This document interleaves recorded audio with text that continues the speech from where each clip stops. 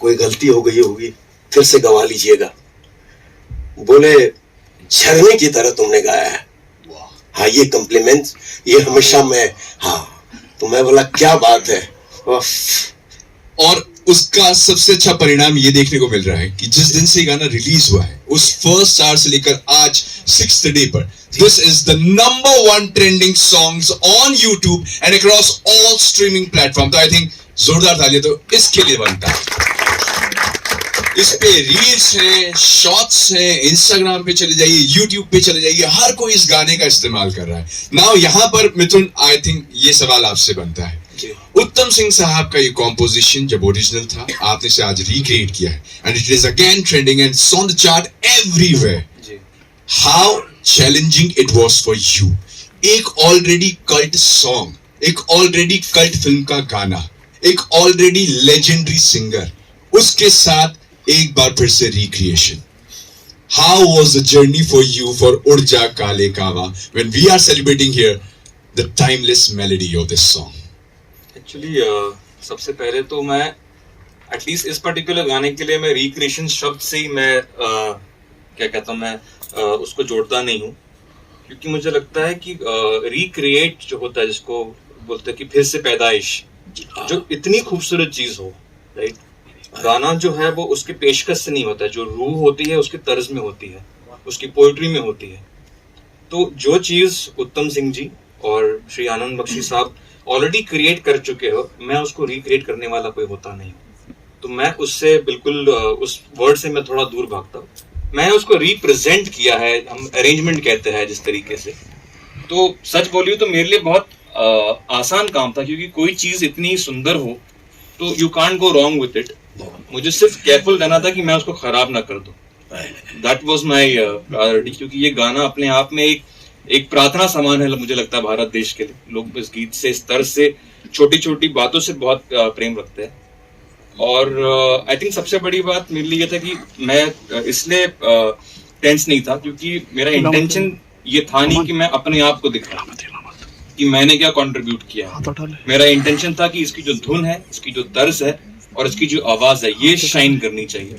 तो बहुत आसानी से मुझे अनिल जी ने बहुत स्पेस दिया, बहुत फ्रीडम दिया कि आप अपने मुताबिक कीजिए, अपने वक्त से कीजिए, बहुत वक्त भी दिया। और आई थिंक उसी का परिणाम है जो आज इतना लोग उसको आदर भी दे रहे हैं और पसंद भी कर रहे हैं। क्या बात है, क्या बात है। लेकिन ये जो सवाल अभी हम आपसे पूछने वाले, ये सवाल आप तीनों के लिए कॉमन है, लेकिन इसके लिए हम शुरुआत करेंगे सर आपसे, ठीक है? ये गाना आया, फिर से ये हिट है, हर किसी के जहन पर है। आप इसे जब पहली बार लेकर आए थे आज से 22 साल पहले, तो भी लोगों की जुबान पे था, दिमाग पे था, जहन पे था। लेकिन जब आप ये दोबारा लेकर आए, तो I am sure when it is on trending, it is on number 1, तो इसके लिए आपको कॉम्प्लीमेंट जरूर मिले होंगे, बहुत सारे मिले होंगे। एक ऐसा कॉम्प्लीमेंट जो ये गाने से आपको मिला अभी इसके लिए, और वो लगता है कि यस, मेरा काम सफल हो गया।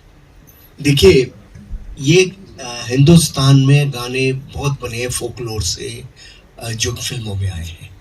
ये मुझे लगता है कि भारत का पहला गाना है जो कि फिल्मों से फोकलोर में गया है। फिल्म से फोकलोर में जाने वाला ये पहला गाना है। मैं जब एक बार शूटिंग करने गया था अब तुम्हारे हवाले वतन साथियों की राजस्थान में, तो मैं अचानक जोधपुर में पहुंचा, तो वहाँ पर कोई इस गाने को बजा रहा था, अपने उस पे सारंगी पे बजा रहा था। तो मैं हिल गया। मैंने कहा भाई साहब, बोले ये तो गदर फिल्म का गाना है। और मैंने देखा कि जगह जगह राजस्थान में उस गाने को लोग गा रहे थे सारंगी के ऊपर। तो मैंने उत्तम जी को आके बोला, मैंने कहा आपने इतिहास रच दिया, आज तक कभी नहीं हुआ। बड़े बड़े हिट गाने हुए इस बॉलीवुड में, बड़े बड़े हिट गाने हुए, लेकिन कोई गाना फोकलोर से तो यहाँ पे हिट हुए। पुराने गाने, पुराने 100 साल पुरानी ठुमरियाँ, गजल, ये सब 200 साल पुरानी आई, लेकिन ऐसा कभी नहीं हुआ कि बॉलीवुड से हम फोकलोर में जाएं।